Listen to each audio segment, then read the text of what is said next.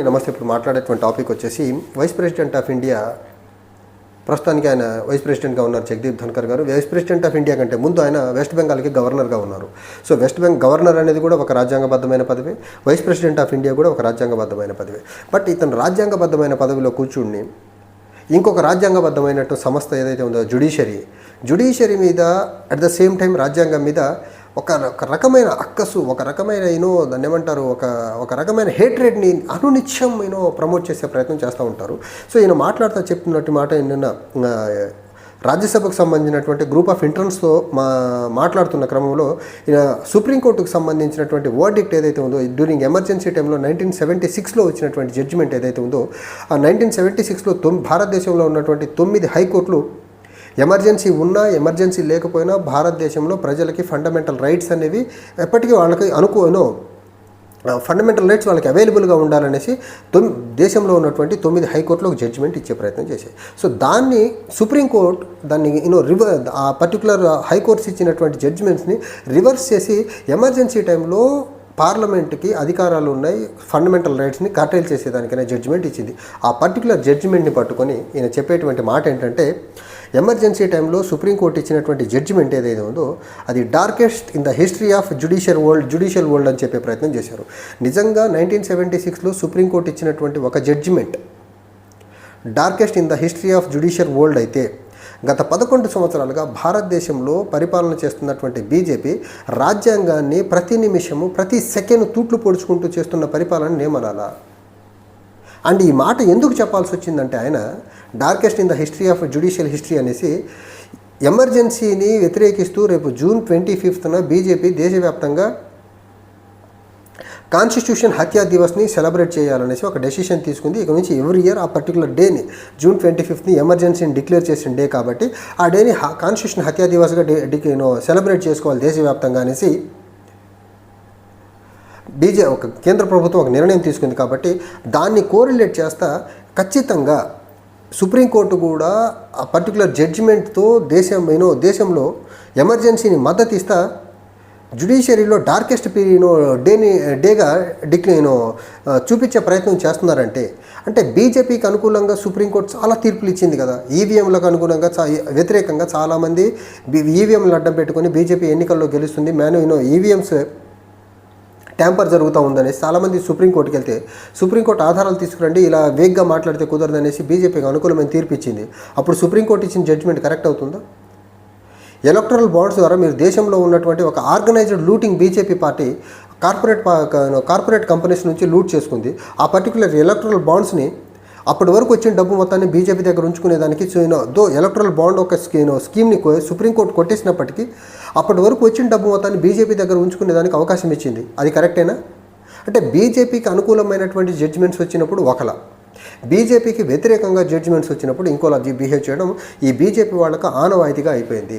రామ మందిరం జడ్జిమెంట్ బీజేపీకి అనుకూలంగా వచ్చింది, అప్పుడు సుప్రీంకోర్టు ఇచ్చినటువంటి జడ్జిమెంట్ ఆహా ఓహో అద్భుతం. 370 ఆర్టికల్ని రద్దు చేసిన జడ్జిమెంట్ ఏదైతే ఉందో ఆ జడ్జిమెంట్ బీజేపీకి అనుకూలంగా వచ్చింది. బీజేపీ చేసినటువంటి చర్యను సమర్థించింది సుప్రీంకోర్టు, అప్పుడు సుప్రీంకోర్టు ఓకే. కానీ ఫండమెంటల్ రైట్స్ని ఎమర్జెన్సీ టైంలో ఇందిరాగాంధీ గారు కర్టైల్ చేశారనేసి, ఫండమెంటల్ రైట్లు దేశ ప్రజలకి అవైలబుల్గా లేకుండా చేశారనేసి 9 రాష్ట్రాల హైకోర్టులు దానికి ఆ పర్టికులర్ చర్యని ఖండిస్తూ జడ్జిమెంట్ ఇచ్చిన తర్వాత అదే జడ్జిమెంట్ని సుప్రీంకోర్టు ఓవర్ రూల్ చేసేసి ఎమర్జెన్సీ టైంలో ఫండమెంటల్ రైట్ని కర్టైల్ చేయొచ్చు, సస్పెండ్ చేయొచ్చు అని ఒక జడ్జిమెంట్ని ఇస్తే అది జ్యుడిషియల్ హిస్టరీలోనే డార్కెస్ట్ డేగా చూపించే ప్రయత్నం చేస్తున్నారంటే, మరి బీజేపీ అధికారంలోకి వచ్చిన తర్వాత రాజ్యాంగంలో ఉన్నటువంటి ప్రతి ప్రొవిజన్ని బుల్డోజ్ చేసుకుంటూ ప్రతి నిమిషం రాజ్యాంగాన్ని తుంగలో తొక్కుకుంటూ మీరు పరిపాలన చేస్తున్నారు. ఈ పరిపాలన ఏమనాలా? ఎమర్జెన్సీ విధించిన 2 సంవత్సరాలనే మీరు 2 సంవత్సరాల్లో సుప్రీంకోర్టు ఇచ్చినటువంటి జడ్జిమెంట్ ఒక్కరోజున మీరు డార్కెస్ట్ డేగా చెప్తున్నారంటే, గత 11 సంవత్సరాలుగా రాజ్యాంగానికి వ్యతిరేకమైన పరిపాలన చేస్తున్నటువంటి బీజేపీ పరిపాలన ఏమనాలి? అండ్ అనునిత్యం ఒక రాజ్యాంగబద్ధ పొజిషన్లో కూర్చొని మీరు ఇంకొక రాజ్యాంగబద్ధ సంస్థమైన అనునిత్యం మీరు విషం కక్కుతున్నారంటే అసలు మీకు రాజ్యాంగబద్ధ పదవిలో కూర్చున్న అర్హత ఉందా? మీరు రాజ్యాంగాన్ని గౌరవించరు, జ్యుడిషియరీని గౌరవించరు, జ్యుడిషియరీ ఇచ్చేటువంటి రూలింగ్స్ని గౌరవించరు, జ్యుడిషియరీ ఇచ్చేటువంటి జడ్జిమెంట్స్ని గౌరవించరు. అండ్ మీరు రాజ్యాంగబద్ధ పదవిలో కూర్చున్నారు. నిజంగా మీరు రాజ్యాంగాన్ని గౌరవించడం చేతగాని, రాజ్యాంగాన్ని గౌరవించడం తెలియని మీలాంటి వాళ్ళు రాజ్యాంగబద్ధ పదవిలో కూర్చునే దానికి అర్హత ఉందా? అండ్ ఈ బీజేపీకి కూడా దేశవ్యాప్తంగా ఉన్నటువంటి బీజేపీ పాలిత రాష్ట్రాలు ఎవరివ్వండి, బీజేపీకి సంబంధించిన ఎవరన్నా కానివ్వండి, వీళ్ళు రాజ్యాంగాన్ని గౌరవించరు. కానీ రాజ్యాంగబద్ధంగా వచ్చేటువంటి ప్రజాస్వామ్యంలో రాజ్యాంగబద్ధంగా వచ్చినటువంటి ప్రతి పదవిని బీజేపీ అనుభవిస్తూ ఉంది. ప్రైమ్ మినిస్టర్ అవనివ్వండి, ప్రెసిడెంట్ అవనివ్వండి, వైస్ ప్రెసిడెంట్ అవనివ్వండి, any position in the country రాజ్యాంగబద్ధంగా వచ్చిన ప్రతి పదవిని వీళ్ళు ఆస్వాదిస్తున్నారు, వీళ్ళు ఎంజాయ్ చేస్తున్నారు, వీళ్ళ అవసరాల కోసం వాడుకుంటున్నారు. కానీ రాజ్యాంగాన్ని గౌరవించరు. ఏంటో ఈ దుర్మార్గమైన పోకడ బీజేపీ వాళ్ళది. అనునిత్యం రాజ్యాంగాన్ని తూట్లు పొడిచే పనే చేస్తూ ఉంటారు. అది కూడా రాజ్యాంగబద్ధంగా ఎన్నికై. నిజంగా రాజ్యాంగం మీద అంత గౌరవం మీకు లేదనుకోండి, రాజ్యాంగాన్ని మేము మారుస్తామని ఒక మాట ఓపెన్గా చెప్పండి, ఏమైద్ది? అలా చెప్పరు. మళ్ళీ వీళ్ళు బయటికేమో రాజ్యాంగం మీద ప్రేమ ఉన్నట్టు నటిస్తారు. వీళ్ళు చేసేటువంటి ప్రతి చర్య రాజ్యాంగ వ్యతిరేక చర్య. అండ్ వీళ్ళు పార్లమెంట్లో చట్టాలు పాస్ చేసే క్రమంలో most of the bills Rajya Sabha యొక్క స్క్రూటినీని అవాయిడ్ చేసేదానికి, రాజ్యసభని డైవర్ట్ చేసేదానికి మోస్ట్ ఆఫ్ ద బిల్స్ని మనీ బిల్గా పాస్ చేసి పార్లమెంట్ని కూడా తప్పుదోవ పట్టించే ప్రయత్నం చేస్తారు వీళ్ళు. అండ్ వీళ్ళు 2014 నుంచి 2024 మధ్యకాలంలో మోస్ట్ ఆఫ్ ద బిల్స్, చాలా క్రిటికల్ బిల్లుల్ని మనీ బిల్లులుగా పాస్ చేసేసి రాజ్యసభను డైవర్ట్ చేసి సుప్రీంకోర్టుతో చివాట్లు తిన్నారు వీళ్ళు. సో పార్లమెంట్లో దొడ్డిదారే. సుప్రీంకోర్టు ఇచ్చేటువంటి జడ్జిమెంట్లలో అనుకూలంగా ఉండే వాటిని పాజిటివ్గా తీసుకుంటారు, వ్యతిరేకంగా ఉండే జడ్జిమెంట్నేమో దుమ్మెత్తిపోస్తారు. అండ్ ఈ జగదీప్ ధన్కర్ అనే వ్యక్తి ఒక రాజ్యాంగబద్ధ పొజిషన్లో కూర్చొని ఇంకొక రాజ్యాంగబద్ధ సంస్థని ఇంతలా టైం వచ్చినప్పుడల్లా మైక్ ముందుకు వచ్చిన ప్రతిసారి రాజ్యాంగబద్ధంగా ఉన్నటువంటి సంస్థల్ని కించపరుస్తూ మాట్లాడుతున్నారంటే, రాజ్యాంగాన్ని కించపరుస్తూ మాట్లాడుతున్నాడంటే నిజంగా ఈ వ్యక్తికి భారతదేశంలో అసలు వైస్ ప్రెసిడెంట్గా కొనసాగేటువంటి నైతిక అర్హత అనేది లేదు ఇతనికి. అండ్ నరేంద్ర మోదీ గత 11 సంవత్సరాల కాలంలో ఒక డిక్టేటర్లా దేశాన్ని పరిపాలిస్తున్నాడు. పహల్గామ్ టెర్రర్ అటాక్ తర్వాత ఒక క్యాబినెట్ మీటింగ్ పెట్టారు. ఆపరేషన్ సింధూర్ తర్వాత ఒక క్యాబినెట్ మీటింగ్ పెట్టలేదు. అండ్ ఆపరేషన్ సింధూర్ తర్వాత జరిగిన నష్టాలేంటి, వచ్చిన లాభాలేంటి దేశ ప్రజలకు తెలియజేసే ప్రయత్నం చేయాలి, ఒక ప్రెస్ మీట్ పెట్టలేదు. గత 11 సంవత్సరాల కాలంలో ప్రెస్ మీట్ పెట్టకపోవడం ఒక aspect. Operation Sindoor, Pahalgam terror attack తర్వాత అసలు దేశంలో పహల్గామ్లో టెర్రర్ అటాక్ ఎందుకు జరిగిందో దేశ ప్రజలకు ఈ రోజుకు తెలియజేయాలి. భారతదేశ ప్రభుత్వం తరఫున ఎక్కడ బాధ్యతాయుతంగా ప్రవర్తించరు బీజేపీ వాళ్ళు. ఎక్కడ అకౌంటబిలిటీ ఉండదు వీళ్ళ దగ్గర, ఎక్కడ ట్రాన్స్పరెన్సీ ఉండదు. మోస్ట్ డిక్టేటర్ల దేశాన్ని పరిపాలిస్తూ గత 11 సంవత్సరాలుగా ఎమర్జెన్సీ పీరియడ్ 1975 నుంచి 77 మధ్యకాలంలో జరిగినటువంటి ఆ ఎమర్జెన్సీని ఒక అభూత కల్పనలా చూపిస్తారు. మరి గత 11 సంవత్సరాలుగా దేశంలో అన్డిక్లేర్డ్ ఎమర్జెన్సీ జరుగుతూ ఉంది కదా. భారతదేశంలో ఎవరన్నా ఫ్రీగా మాట్లాడే పరిస్థితి లేదు కదా. బీజేపీకి వ్యతిరేకంగా మాట్లాడే యాంకర్స్ అందరినీ టీవీల నుంచి సాగనంపేశారు కదా. యూట్యూబ్లో ఎవరైనా మాట్లాడితే తీసుకెళ్లి జైల్లో పెడుతున్నారు కదా. ఎవరైనా బయట ఇంటలెక్చువల్స్ మాట్లాడితే అర్బన్ నక్సల్స్ బ్రాండ్ వేసేసి జైల్లో కూర్చోబెడుతున్నారు కదా. ఇదంతా ఎమర్జెన్సీ పోకడే కదా. నరేంద్ర మోదీని ఎవరిని వ్యతిరేకిస్తే, బీజేపీ పాలసీలను ఎవరిని వ్యతిరేకిస్తే, ఆర్ఎస్ఎస్ని ఎవరిని వ్యతిరేకిస్తే దేశ ప్రజల్ని దేశద్రోహులుగా ముద్రేస్తున్నారు కదా. నిజంగా గత 11 సంవత్సరాల్లో దేశ ప్రజలకి, దేశానికి ద్రోహం చేస్తుంది బీజేపీ వాళ్ళు. దేశాన్ని అభివృద్ధి పరంగా ముందుకు తీసుకెళ్లకుండా, దేశాన్ని ఆర్థికంగా బలోపేతం చేయకుండా, దేశ ప్రజల యొక్క ఆర్థిక అసమానతలు పెంచుకుంటా, ప్రజల యొక్క జీవన స్థితిగతులు మెరుగుపరచకుండా దేశానికి, దేశ ప్రజలకు ద్రోహం చేస్తుంది బీజేపీ.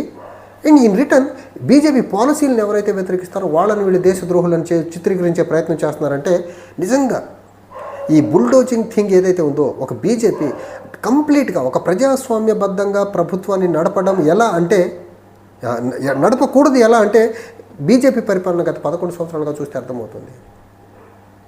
పహల్గామ్ టెర్రర్ అటాక్ తర్వాత అపోజిషన్ పార్టీలు గోల చేస్తున్నాయి. మీరు ఆల్ పార్టీ మీటింగ్ పెట్టండి, ప్రైమ్ మినిస్టర్ అధ్యక్షతన స్పెషల్ సెషన్ ఆఫ్ ది పార్లమెంట్ని కండక్ట్ చేయండి అని గగ్గోలు పెడతా ఉన్నా, దేశ ప్రజలకు నిజాలు చెప్పండి ఏం జరుగుతుందని చెప్పిన ఈ రోజుకి ఒక బాధ్యతాయుతంగా, ఒక డెమోక్రటిక్ మేనర్లో, ఒక కాన్స్టిట్యూషనల్ మేనర్లో ప్రధానిగా ఉన్నటువంటి ప్రధానమంత్రి నరేంద్ర మోదీ ఈ రోజుకి ఆల్ పార్టీ మీటింగ్కి ఒప్పుకోరు, స్పెషల్ సెషన్ ఆఫ్ ది పార్లమెంట్కి ఒప్పుకోరు. పోనీ రెండు ఒప్పుకోకపోయినా మీడియా ముందుకు వచ్చి ప్రెస్ పర్సన్స్ ముందు మాట్లాడి అసలు ఏం జరిగిందో చెప్పే ప్రయత్నం చేయరు. ఏదన్నా చెప్పాల్సి వస్తే కెమెరా ముందుకు వస్తారు, వన్ సైడ్ ఆయన ఏం చెప్పాలనుకున్నారు చెప్పేసి వెళ్ళిపోతారు. క్వశ్చన్స్, కౌంటర్ క్వశ్చన్స్ అనేవి ఉండవు. ఈ రకంగా మోస్ట్ అన్డెమోక్రటిక్ మేనర్లో దేశాన్ని పరిపాలించుకుంటూ వెళ్తే ఆయన 11 సంవత్సరాలుగా ఎప్పుడో 50 సంవత్సరాలు 60 సంవత్సరాల క్రితం జరిగినటువంటి 50 సంవత్సరాల క్రితం జరిగినటువంటి ఎమర్జెన్సీని ఒక బూచిగా చూపుతున్నారంటే, ఒక బ్యాడ్ ప్రెసిడెంట్ని మీరు టైమ్ అండ్ అగైన్ ఇంతలా సెలబ్రేట్ చేసే ప్రయత్నం చేస్తున్నారంటే, ఎవరైనా గుడ్ ప్రెసిడెంట్ని సెలబ్రేట్ చేసే ప్రయత్నం చేస్తారు. బీజేపీ వాళ్ళు ఎమర్జెన్సీ లాంటి ఒక బ్యాడ్ ప్రెసిడెంటే అనుకుందాం మనం, ఎమర్జెన్సీ బ్యాడే. ఆ ఎమర్జెన్సీ లాంటి బ్యాడ్ ప్రెసిడెంట్ని మీరు టైమ్ అండ్ అగైన్ సెలబ్రేట్ చేసి దేశ ప్రజలకి ఏం చెప్పాలనుకుంటున్నారు మీరు? అంటే చెడుని అనునిత్యం దేశ ప్రజలకు పరిచయం చేయాలనుకుంటున్నారా మీరు?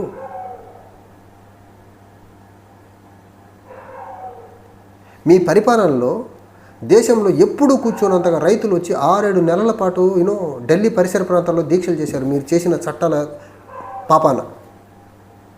దేశంలో ఉన్నటువంటి ప్రతి వర్గాన్ని ప్రతి నిమిషం మోసం చేసుకుంటూ, రైట్ ఫ్రమ్ రాజ్యాంగం దగ్గర నుంచి మొదలుకొని దేశంలో ఉన్నటువంటి ప్రతి వర్గానికి సంబంధించినటువంటి ప్రజల్ని మోసం చేస్తూ పరిపాలిస్తున్న మీరు కాన్స్టిట్యూషన్ హత్యా దివాసాన్ని సెలబ్రేట్ చేసేటువంటి నైతిక అర్హత మీకు ఎక్కడుంది అసలు?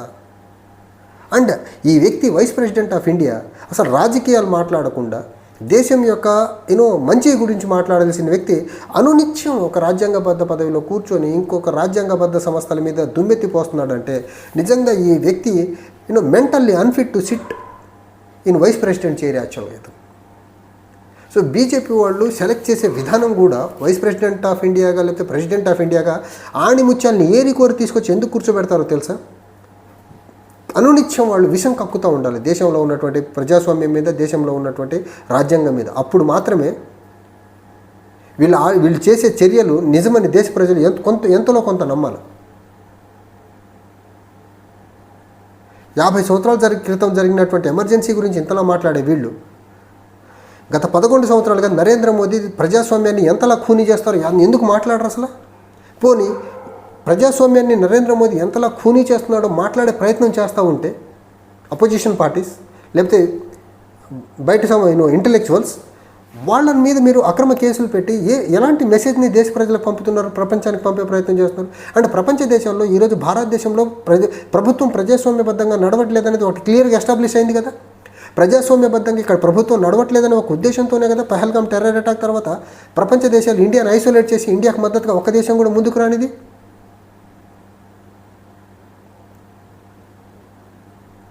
సో బీజేపీ పరిపాలన ఎన్ని ఎక్కువ రోజులు కొనసాగితే దేశం అభివృద్ధికి అంత దూరంగానే జరుగుతూ ఉంటుంది. అంటే మరీ ముఖ్యంగా రాజ్యాంగాన్ని గౌరవించడం చేతగాని బీజేపీకి, రాజ్యాంగబద్ధ సంస్థల్ని గౌరవించడం చేతగాని బీజేపీకి దేశాన్ని పరిపాలించే నైతిక అర్హతే లేదు. వీళ్ళు మతాన్ని అడ్డం పెట్టుకుని రాజకీయం చేసే ఒక దుర్మార్గమైన పోకడ తప్ప వీళ్ళది. వీళ్ళు నిజంగా ఎప్పుడు దేశానికి సంబంధించినటువంటి అభివృద్ధి మోడల్ని ముందు పెట్టి వీళ్ళు ఎలక్షనే చేయలేరు అసలు. మాట్లాడితే Hindu Muslim, India Pakistan, China India, Bangladesh India తప్ప వీళ్ళు దేశానికి అభివృద్ధి మోడల్ని ముందు పెట్టి మేము వస్తే ఇలాంటి అభివృద్ధి పనులు చేస్తామని చెప్పి ఎలక్షన్ చేసేటువంటి ధైర్య సాహసాలు లేనటువంటి పార్టీ ఈ బీజేపీ పార్టీ. అనునిత్యం దేశంలో ఉన్నటువంటి ప్రజల్ని రియల్ ఇష్యూస్ నుంచి డైవర్ట్ చేయడం, దేశ ప్రజల్ని మోసపూరితమైన హామీలు ఇచ్చి మోసం చేయడం తప్ప ఇచ్చిన హామీని కూడా ప్రాపర్గా ఇంప్లిమెంట్ చేయడం చేతకానటువంటి పార్టీ ఈ బీజేపీ పార్టీ. అలాంటి పార్టీ 11 సంవత్సరాలుగా దేశాన్ని పరిపాలించడం నిజంగా దేశ ప్రజల యొక్క దౌర్భాగ్యం ఇది. ఆ పార్టీ పరిపాలిస్తే పర్లేదు కానీ కనీసం రాజ్యాంగబద్ధ సంస్థల్లో కూర్చోబెట్టేటువంటి వ్యక్తుల్ని ఒక ప్రాపర్ మైండ్ సెట్ లేని వాళ్ళని కూర్చోబెట్టేసి దేశ ప్రజలకి ఇంకా దాన్ని ఏమంటారు రాజ్యాంగం పట్ల లేకపోతే ప్రజాస్వామ్యం పట్ల ఒక నెగిటివ్ ఇంప్రెషన్ కలిగేలా మాట్లాడే ప్రయత్నం చేయడం మాత్రం ఇంకో దుర్మార్గమైన పని వీళ్ళు. సో ఈ బీజేపీ చాలా క్లియర్. వీళ్ళు చేసేటువంటి తప్పుల్ని సమర్థిస్తే సుప్రీంకోర్టు మంచిది, వీళ్ళు చేసేటువంటి తప్పుల్ని తప్పుగా చెప్తే సుప్రీంకోర్టు చెడ్డది. వీళ్ళు చేసేటువంటి రాజ్యాంగ వ్యతిరేక పనులన్నింటినీ సుప్రీంకోర్టు సమర్థిస్తే సుప్రీంకోర్టు మంచిది, వీళ్ళు చేసేటువంటి రాజ్యాంగ వ్యతిరేక పనులన్నింటినీ సుప్రీంకోర్టు వ్యతిరేకిస్తే సుప్రీంకోర్టు చెడ్డదవుతుంది. భారతదేశంలో ఏ అంశమైనా సరే బీజేపీ చేసింది రైట్ అంటేనే వాళ్ళు దేశానికి దేశభక్తులు, బీజేపీ చేసింది తప్పంటే అది సుప్రీంకోర్టు అయినా దేశద్రోహులుగా చూపించేటువంటి మైండ్ సెట్ కలిగినటువంటి party BJP party. Thank you.